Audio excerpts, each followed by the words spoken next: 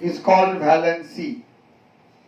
Valency means how much atom will combine with one atom of any element. That is called valency. You have read that valency of sodium is 1, means one atom of sodium can combine with one atom of halogen. Valency defined in many ways. We shall study it in later. Valency is defined in terms of hydrogen, in terms of oxygen, in terms of halogen, and nowadays it is explained in terms of electrons. That is called electronic theory of valency. And that valency of 3 types: electrovalency, covalency, and coordinate valency. So we shall study it later. Okay? So valency is the combining capacity. And valency never can be fractional. If we see somewhere that valency is fractional, that is due to our incomplete knowledge. Valency of any element cannot be fractional. Okay? Sometimes it looks like that, but that is not the fact. Okay? Valency is always whole number. It is number of electrons lost, gained, shared, or donated. So how can an atom lose or gain or share electrons in fraction? Never. Okay? Thank you. So now we are going to start properties of ionic compounds. Yesterday we have studied what is chemical bond, what are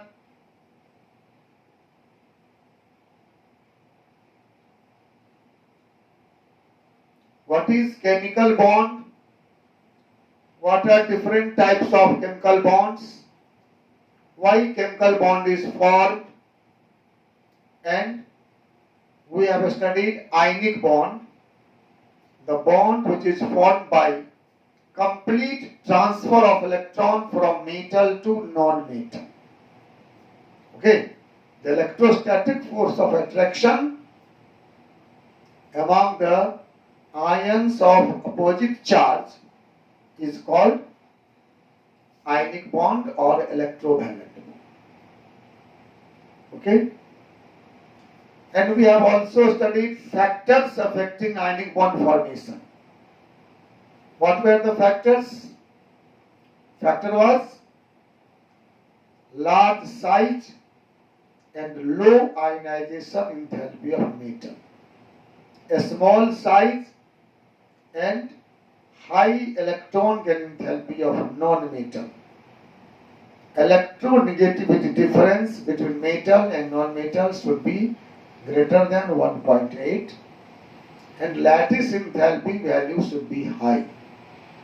That is, sum of electron gain enthalpy and lattice enthalpy must be greater than ionization enthalpy. These are the factors favoring ionic bond formation. Clear? That we have studied yesterday. Today we are going to study properties of ionic compounds. Ionic compound. Compounds having ionic bond among their ions are called ionic compounds. So essentially ionic compounds are made of cations and anions. Ionic compounds are always made of cations and anions. Even in solid state, although we write like NaCl, but it remains as Na plus and Cl minus. You cannot find NaCl, Na atom and Cl atom. If you have NaCl, it is made of Na plus and Cl minus ions. Okay? So ionic compounds are made of what? Ionic compounds are made of cations and anions. Okay?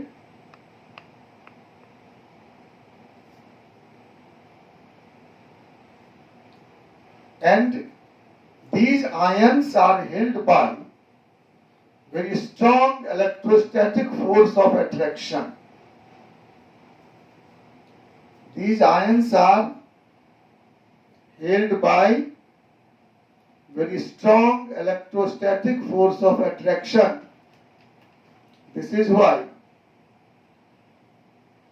ionic compounds are very hard. All are hard solids. So you can see on your slide properties of ionic compounds. It is composed of oppositely charged ions, that is cations and anions. It is formed between metals and non-metals. Ionic bonds are always formed between metals and non-metals. And how? By the complete transfer of electron from metal to non-metal. So when we take Na and Cl, Na has 1 electron, Cl has 7 electron. So Na will lose electron, Cl will gain electron to complete its octet, and ionic bond is formed. Okay? So these ions are held by electrostatic force of attraction. We also call it Coulombic force. And that force is very strong. This is why all ionic compounds are hard solids. Keep in mind, no ionic compound is liquid or gas. No. If a compound is liquid or gas, at normal condition, it cannot be ionic.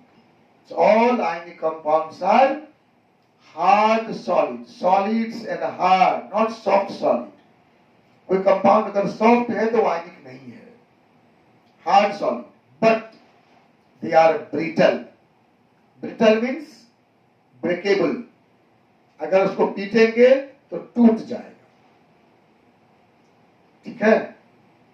तो सोचिए, इसके हिसाब से आपका दिल ionic compound होगा, होगा ना. शीशा आयनिक कंपाउंड होगा.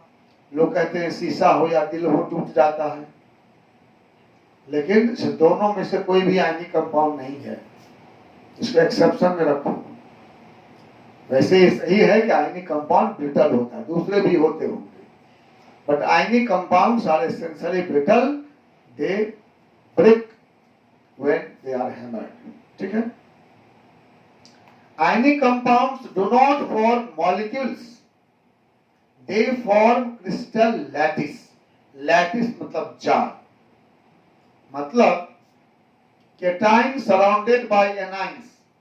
You can see. ये जो फिगर देख रहे हो ग्रीन और रेड, ये NaCl है. रेड वाला Na प्लस और ग्रीन वाला Cl माइनस. तो क्या देख रहे हो? एक रेड, एक red ion surrounded by green ions and green ion surrounded by red ions. This is called lattice. Each cation is surrounded by anions and each anion surrounded by cations. ये आपको दिख रहा होगा. देख रहे हैं, दो फिगर हमने जानबूझकर दिया आपके लिए. ये हुए क्रिस्टल लैटिस. और जो राइट में देख रहे हो HCl, ये हुआ मॉलिक्यूल. डिफाइंड है, एक H एक Cl HCl, तीसरा नहीं होगा उसमें.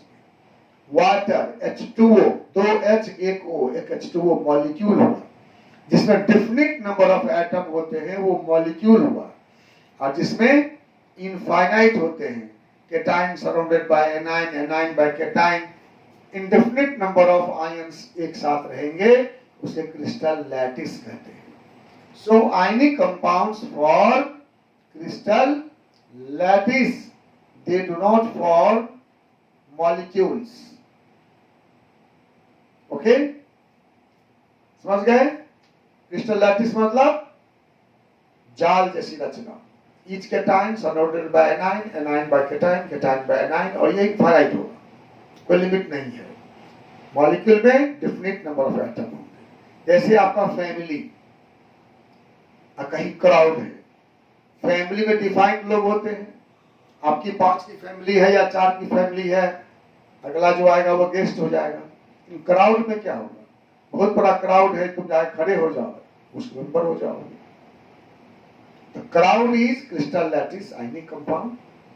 They do not form molecules. Okay? So, keep in mind, ionic compounds do not form molecules.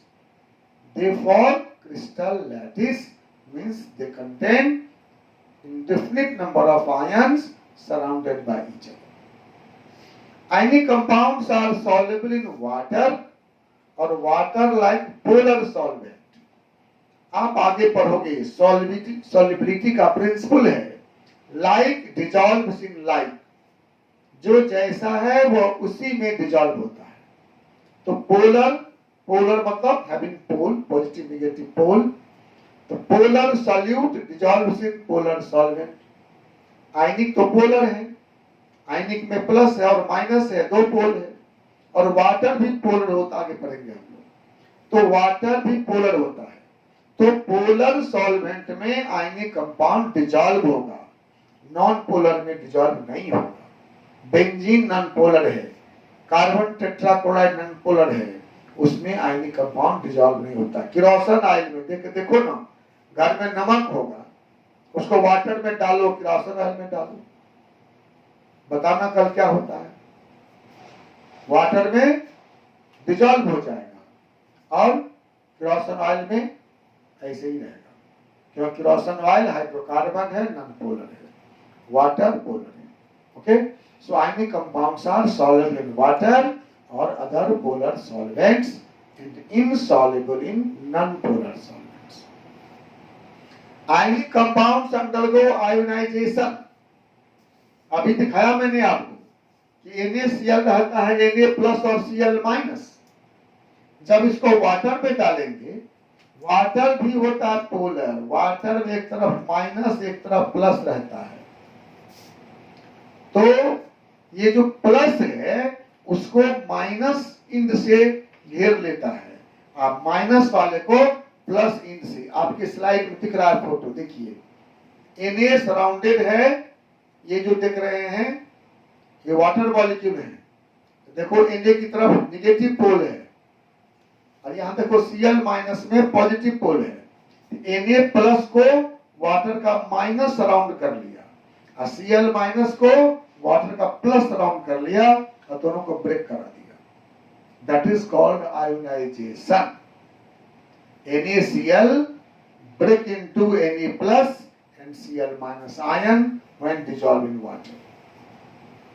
जब वाटर में डालेंगे तो वो Na प्लस और Cl माइनस में टूट जाएगा। एक इंपॉर्टेंट पॉइंट है, reactions of ionic compounds are very fast. Ionic compound के रिएक्शन बहुत फास्ट होते हैं। आयनिक कंपाउंड चूंकि आयन में ब्रेक रहता है, पहले से ब्रोकन रहता है, so reaction is only rearrangement of ions, only rearrangement of ions, no breaking of old bonds, no formation of new bonds. So reaction is very fast. अगर आप सिल्वर नाइट्रेट में सोडियम क्लोराइड डालोगे, जैसे डालोगे देखोगे वो जा रहा है, तब तक रिएक्शन हो जाएगा। वेरी फास्ट रिएक्शन होता है। क्यों होता है fast? Ionic compounds are always ionised. It is only rearrangement of ion. हम डालते हैं NaCl में AgNO3, बनता है AgCl और NaNO3। तो ये NaCl रहता है Na प्लस Cl माइनस, यह रहता है Ag प्लस NO3 माइनस, बनता है Ag plus Cl minus Na plus NO3 minus. तो हुआ क्या? ये Cl गया Ag के पास, NO3 आया Na के पास, रीअरेंजमेंट, ना कोई बॉन्ड ब्रेक हुआ ना कोई बॉन्ड मेक हुआ, ठीक है। So reactions of ionic compounds are very fast. 10th है ionic solids are insulator, keep in mind, ionic compounds in solid state are insulator, solid state, but in fused state, fused मतलब पिघला देंगे, और in solution state it becomes conductor, okay। Ionic compounds in solid state are insulator, in fused state or in solution state they are conductor. What is the reason? The reason is in solid state they are strongly held, ions cannot move, so cannot conduct electricity. Ion जहां है वहीं रहेगा, fixed position पर, rigid रहेगा, इसलिए वो move नहीं करेगा, करंट फ्लो नहीं करेगा। जब उसको फ्यूज कर दोगे, लिक्विड बना दोगे या किसी सॉल्वेंट में डिजॉल्व कर दोगे तो आयन ब्रेक कर जाएगा, मोबाइल हो जाएगा, मूव करेगा, चार्ज कैरी करेगा, ठीक है। तो ionic compound solid state are insulator, but in fused और solution state they are conductor. What is the reason? Reason is that in solid state ions are rigid, they cannot move, they cannot carry charge. In fused state or solution state ions are mobile and carry charge, okay। Ionic compounds undergo electrolysis in fused or solution state. Electrolysis means breaking into ions. They break into ions when electricity is passed. जैसे अगर NaCl से हम electricity pass करेंगे, solid नहीं, fused state में, liquid state में, it will break into Na and Cl2. This is called electrolysis. Electro मतलब electricity, lysis मतलब ब्रेकिंग। तो इलेक्ट्रिसिटी पास करने पर जो ब्रेकिंग हो जाएगा दैट इज कॉल्ड इलेक्ट्रोलाइसिस। तो आयनिक कंपाउंड्स सॉलिड स्टेट में नहीं, फ्यूज्ड स्टेट में या सॉल्यूशन स्टेट में इलेक्ट्रोलाइसिस करता है, मतलब आयन में ब्रेक करके अपोजिट इलेक्ट्रोड पर डिपॉजिट हो जाता है, ठीक है। और लास्ट है ionic compounds do not show space isomerism. Space isomerism क्या हुआ? Means it can not have different arrangement in space. आप देख रहे हो स्लाइड में, जैसे HCl है, इसके राइट में H है, लेफ्ट में Cl है, दिख रहा है ना? उलट देंगे तो क्या हो जाएगा? इसको रोटेट कर दो, उलट दो, क्या हो जाएगा? हाँ, अभी ऐसा HCl है, इसको रोटेट कर देंगे तो कैसा हो जाएगा? ऐसा हो जाएगा, चेंज कर जाएगा, है ना? स्पेस में डिफरेंट अरेंजमेंट हो गया। ये NaCl में क्या है? Na surrounded by Cl, Cl surrounded by Na। आपके लेफ्ट में NaCl का बना हुआ स्ट्रक्चर आप देखिए, इसको अगर रोटेट कर दो क्या अंतर पड़ेगा? ध्यान को गेस करो, रोटेट कर दोगे इसको तो क्या अंतर पड़ेगा? चारों तरफ Na है, चारों तरफ Cl है, कोई अंतर नहीं पड़ेगा। यही हुआ, जिसका स्पेस में डिफरेंट अरेंजमेंट पॉसिबल है उसको स्पेस आइसोमेरिज्म है। जिसका स्पेस में डिफरेंट अरेंजमेंट जैसा अभी देख रहे हैं, घुमा देने पर वैसा ही रहेगा, मींस नो स्पेस आइसोमेरिज्म, ठीक है। तुम लोगों को स्पेस आइसोमेरिज्म है। तुमको अगर तुम पूरब की ओर खड़े हो, घुमा देंगे, पश्चिम की ओर हो जाओगे तो जो चेहरा पहले पूरब था वो पश्चिम हो जाएगा। नहीं तो तुम ही रहोगे, लेकिन स्पेस में अरेंजमेंट बदल जाएगा। अगर एक बॉल रहेगा, गेंद, स्फेरिकल बॉल, उसको घुमाने से अंतर पड़ेगा क्या? चलेगा अंतर? नहीं ना। तो बॉल को स्पेस आइसोमेरिज्म नहीं है। तो आयनिक क्रिस्टल में cation surrounded by anion, A9 surrounded by cation, तो arrangement is same in all the directions, so it has no space isomerism. इतने प्रॉपर्टीज मेन होते हैं आयनिक कंपाउंड्स के। एक बार फिर से आप ध्यान दीजिए, मेरी बात को सुनिए। Ionic compounds are made of ions, cations and anions. Ions are held by a strong electrostatic force. So ionic compounds are all hard solid but brittle. Okay? Ionic compounds do not form molecule. They form crystal lattice. Means each cation surrounded by anions and each anion surrounded by cations. Okay? Ionic compounds are all soluble in water or polar solvents, insoluble in non-polar solvents. Ionic compounds break into ions in solution. That is called ionization. Ionic compounds break into component element when electricity is passed. That is called electrolysis. Reactions of ionic compounds are very fast, and ionic compounds have same arrangement in all the direction, so they do not show a space isomerism. Any question? If you have a question, you can write in the chat box. Okay? Unless now we are going to next topic. कल चर्चा हुई थी, आज भी मैं बोला कि ionic bond बनने के लिए कंडीशन है lattice enthalpy value should be higher. और मैंने आपसे कहा कि हम आगे पढ़ेंगे, अभी हम लोग पढ़ेंगे लैटिस एंथैल्पी। ठीक है? Lattice enthalpy, what is lattice enthalpy? थोड़ा सा हिंट हम पिछले क्लास में आपको दिए थे। जो लोग कल नहीं आए थे वो कल का वीडियो देखेंगे, उसमें हिंट दिया था।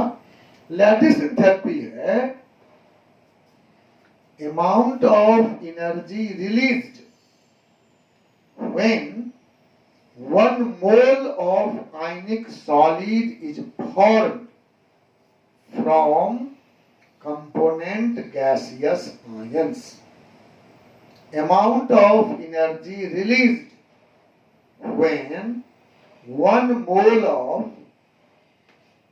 ionic solid, हर टर्म पे ध्यान देना, 1 mole of ionic solid is formed from component gaseous ion. Component gaseous ion. Gaseous ion से 1 मोल सॉलिड जो बनता है, उसमें जो एनर्जी रिलीज होता है उसे हम लोग कहते हैं लैटिस एंथैल्पी। ठीक है?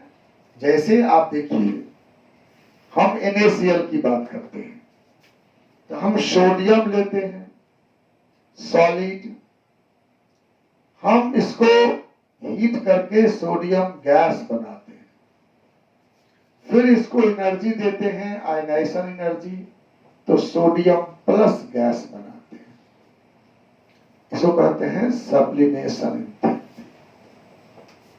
फिर हम क्लोरीन लेते हैं, इसको हम देते हैं डिसोसिएशन एंथैल्पी, क्लोरीन एटम बनता है, ये गैस ही रहता है, फिर इसको हम इलेक्ट्रॉन देते हैं, हमको एनर्जी मिलता है, Cl माइनस गैस बनता है। अब ये Na प्लस गैस और Cl माइनस गैस मिलकर जब 1 मोल NaCl सॉलिड बनाएंगे, इसमें एनर्जी रिलीज होगा, इसी एनर्जी का नाम है लैटिस एंथैल्पी।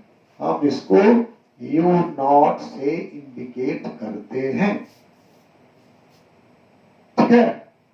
1 मोल NaCl, Na होता 23, 23 और Cl होता है 35.5, तो ये 58.5 ग्राम हुआ एक मोल।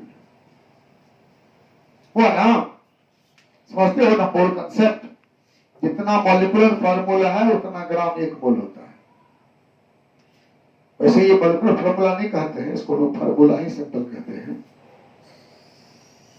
तो 58.5 ग्राम NaCl सॉलिड जब Na प्लस गैसियस आयन और Cl माइनस गैसियस आयन से बनेगा, उसमें जो एनर्जी रिलीज होगा that is called lattice enthalpy. Any problem? ठीक है, एक मोल आयनिक सॉलिड अपने गैसीय आयन से बनेगा, उसमें जो एनर्जी रिलीज होगा उसे हम लोग कहेंगे लैटिस एंथैल्पी। ठीक है?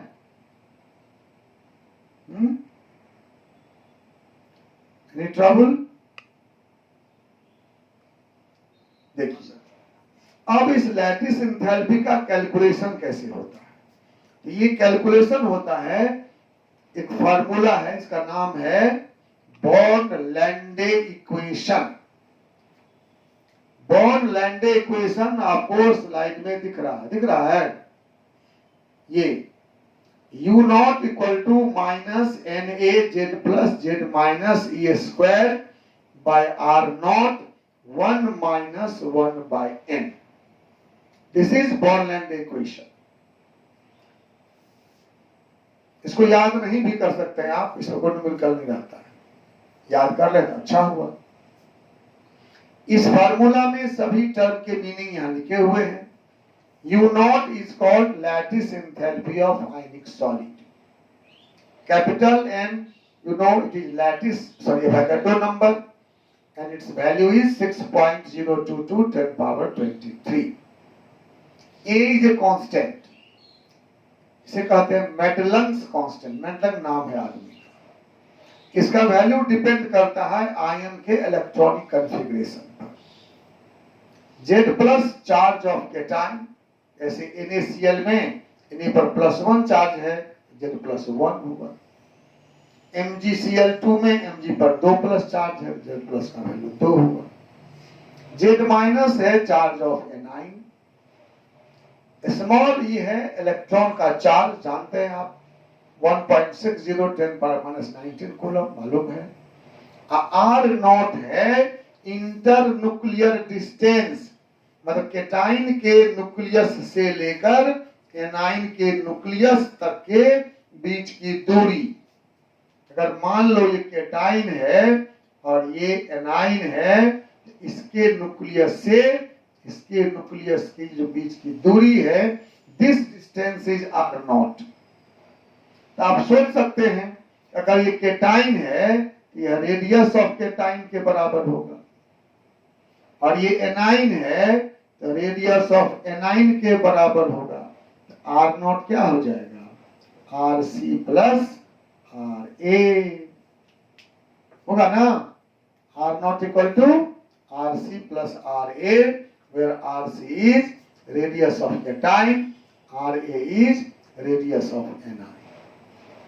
और स्मॉल n है बॉर्न एक्सपोनेंट। बॉर्न एक्सपोनेंट है जिसका वैल्यू डिपेंड करता है सॉलिड के स्ट्रक्चर। ठीक है, सॉलिड का स्ट्रक्चर मतलब क्यूबिक है कि टेट्रागोनल है, सबका वैल्यू दिया रहता है। ये सब यूनिवर्सल कांस्टेंट नहीं है, आप जानते नहीं बात। दो तरह के कांस्टेंट होते हैं, एक होता है यूनिवर्सल कांस्टेंट जिसका वैल्यू हर जगह सेम रहता है, वो वैल्यू याद करना पड़ता है। और दूसरा होता है जनरल कांस्टेंट जो नेचर पर डिपेंड करता है, उसका वैल्यू हर प्रॉब्लम में दिया रहता है। वैसे इस पर कोई न्यूमेरिकल नहीं है, तो आपको चिंता नहीं करना, लेकिन जानना है। ठीक है, तो lattice enthalpy U naught equal to minus NaZ plus Z minus E square by R naught 1 minus 1 by N। सभी टर्म का मीनिंग आप समझ गए हैं। अब देखिए इसमें N कांस्टेंट है, कैपिटल N कांस्टेंट है, A कांस्टेंट है, E कांस्टेंट है, स्मॉल n कांस्टेंट है। क्या सब बचा? Variable Z plus Z minus R naught. Z plus बदलेगा compound to compound, Z minus बदलेगा और रेडियस बदलेगा।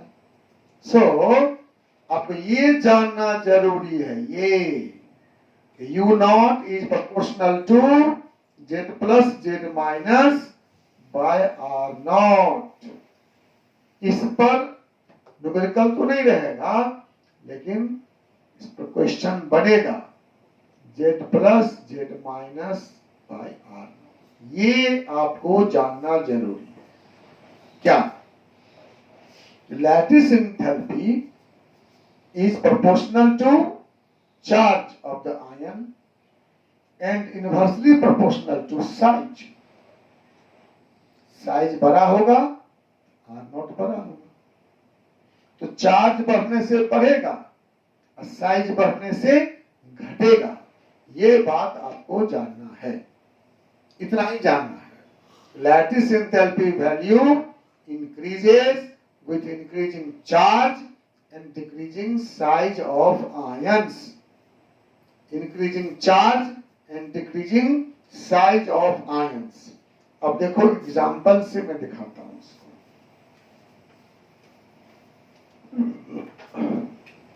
जैसे मान लो NaF और NaCl, किसका लैटिस एंथैल्पी बराबर होगा? Na plus F minus Na plus Cl minus. Na तो दोनों में कॉमन है, Na सेम है, anion F से Cl बड़ा है, F से Cl बड़ा है, लार्ज है, तो रेडियस बढ़ जाएगा, इसका लैटिस एंथैल्पी हायर होगा।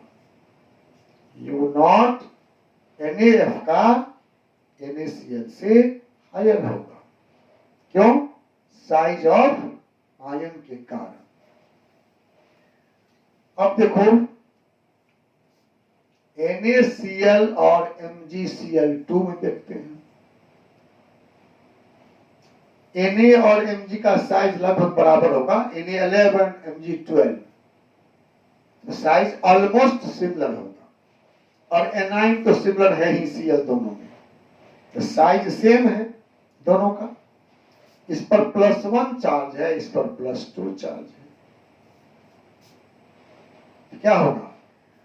MgCl2 का लैटिस एंथैल्पी ज्यादा होगा।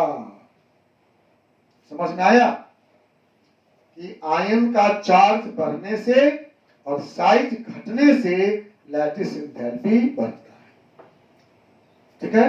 Lattice enthalpy increases with increasing charge, चाहे वो प्लस ये हो या minus, increasing charge and decreasing size. Lattice enthalpy increases with increasing charge and decreasing size. ठीक है? इस तरह का ऑब्जेक्टिव एमसीक्यू आ सकता है। 2-3 कंपाउंड दिया रहेगा और आपसे पूछेगा लैटिस एंथैल्पी किसका बड़ा है, किसका छोटा। और एक बात और याद रखिए कि लैटिस एंथैल्पी हाई है तो कंपाउंड अधिक स्टेबल है, वो डिजॉल्व जल्दी नहीं होगा। जिसका लैटिस एंथैल्पी हाई है वह इनसॉल्युबल होता है, जिसका लैटिस एंथैल्पी लो है वह सॉल्युबल होता है। 2 एग्जांपल आपकी स्लाइड में दिख रहा है हमको। पहला NaF NaCl NaBr और दूसरा NaCl MgSO4। ठीक है? और भी एग्जाम्पल आप घर में खोजेंगे, याद रखेंगे। क्या? लैटिस एंथैल्पी चार्ज बढ़ने से साइज घटने से बढ़ता है, चार्ज बढ़ने से बढ़ता है, साइज घटने से बढ़ता है। ठीक है? चार्ज बढ़ने से बढ़ता है, साइज घटने से बढ़ता है। एकदम दिमाग में सेट करो। ठीक है? अब ये लैटिस एंथैल्पी हम निकालते कैसे? ये तो हुआ थ्योरेटिकल कैलकुलेशन। थ्योरेटिकल कैलकुलेशन हम इसका वैल्यू कहां से लाते हैं? तो कोई डायरेक्ट मेथड लैटिस एंथैल्पी निकालने का नहीं है। सोच सकते हैं आप, तो गैसियस आयन बन जाने के बाद जो एनर्जी निकला तो गैसियस आयन बनाने के बाद हम उसको अलग से आइसोलेट नहीं कर सकते हैं कि हम Na+ पहले बना लेंगे गैसियस, Cl- बना लेंगे गैसियस, तब मिलाएंगे। सो नहीं हो सकता, थ्योरेटिकली ये व्यवहार में नहीं हो सकता है। व्यवहार में हम सोडियम लेंगे सॉलिड, क्लोरीन लेंगे गैस, मिलाएंगे NaCl बनेगा। तो लैटिस एंथैल्पी कैसे निकालेंगे? तो बोर्न और हैबर ने मिलकर एक इनडायरेक्ट मेथड डेवलप किया, इनडायरेक्ट मेथड, जहां से हम लैटिस एंथैल्पी निकाल सकते हैं। कौन निकाला? Born and Haber. इसको हम लोग कहते हैं बोर्न हैबर साइकिल। निकालने का बेसिस क्या था? बेसिस था हेस लॉ। हेस लॉ क्या है? हेस लॉ कहता है कि कोई भी चेंज, केमिकल चेंज खासकर, कितने भी स्टेप में हो, कितने भी मेथड से हो, उसका एनर्जी चेंज सेम होगा। Energy change of a chemical process is path and step independent. वो प्रोसेस कितना पाथ से हो रहा है, कितना स्टेप से हो रहा है, इससे कोई मतलब नहीं है, उसका वैल्यू फिक्स्ड है। इसी हेस लॉ का लाभ उठाया बोर्न और हैबर ने और लैटिस एंथैल्पी निकालने का एक मेथड दे दिया। किस बेसिस पर? हेस लॉ के बेसिस पर। ये हेस लॉ क्या है कि energy change of a chemical process is independent of path and step.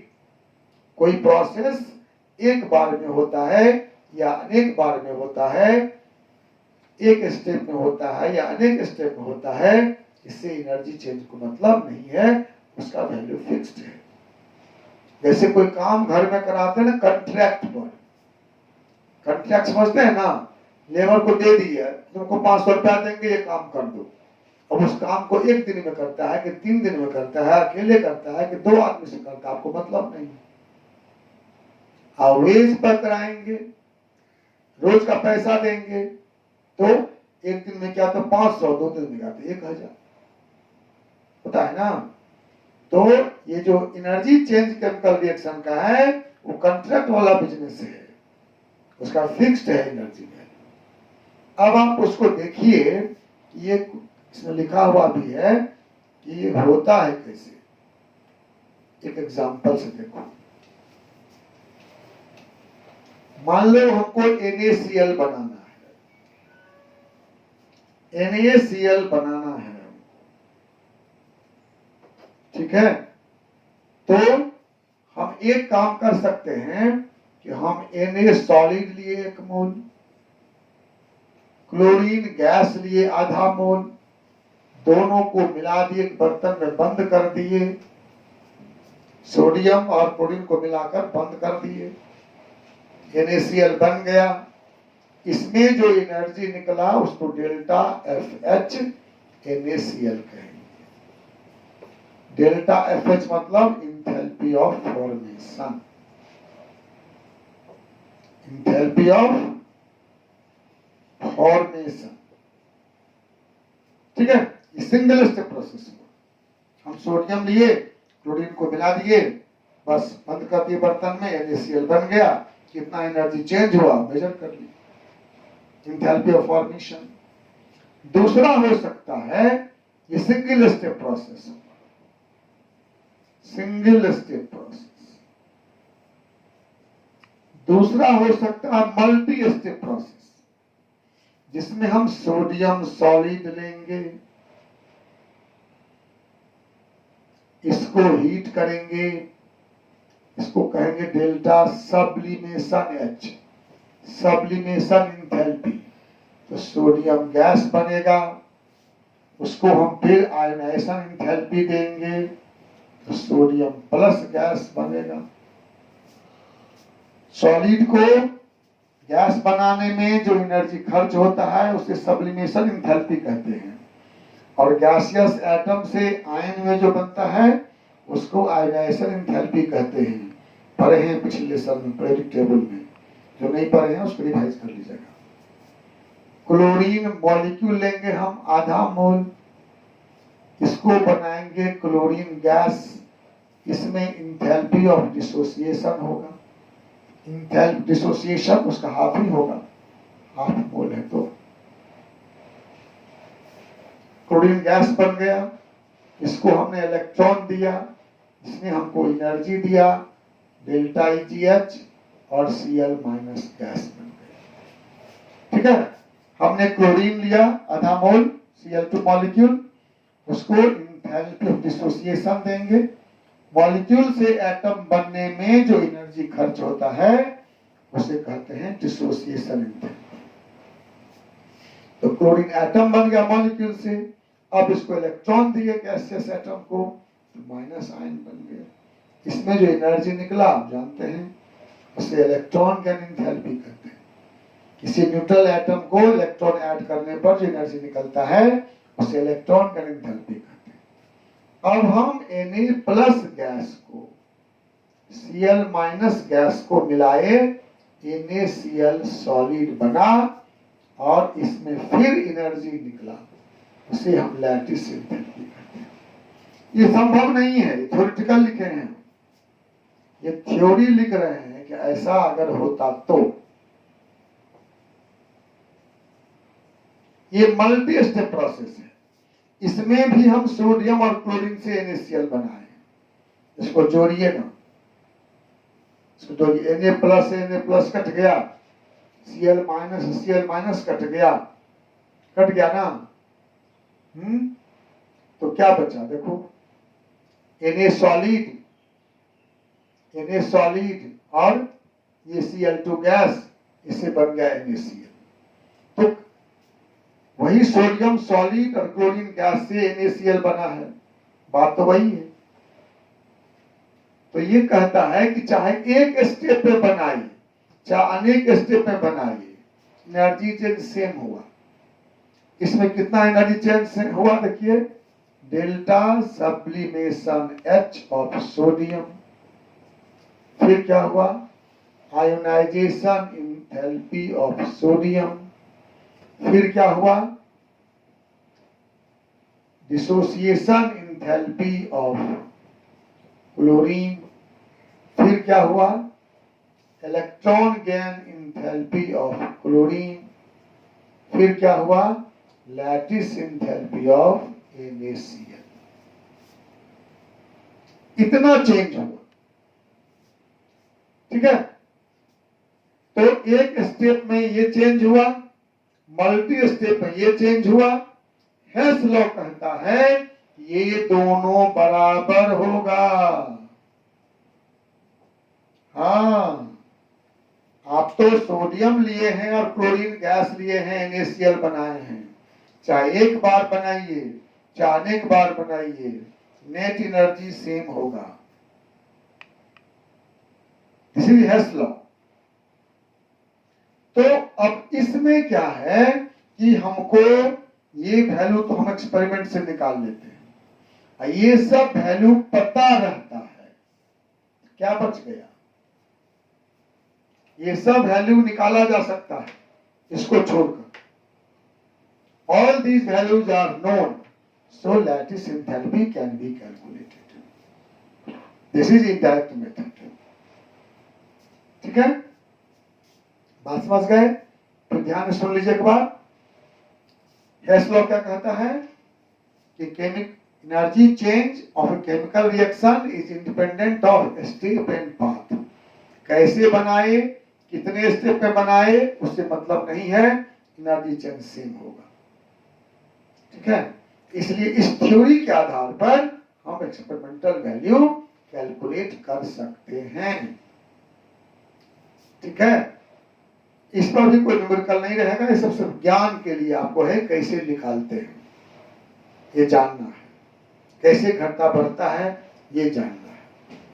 तो आपने पढ़ लिया लैटिस एंथैल्पी क्या होता है, लैटिस एंथैल्पी का फॉर्मूला, बोर्नलाइन इक्वेशन, और लैटिस एंथैल्पी को एक्सपेरिमेंटल वैल्यू से निकालने का तरीका, that is Bob have a cycle.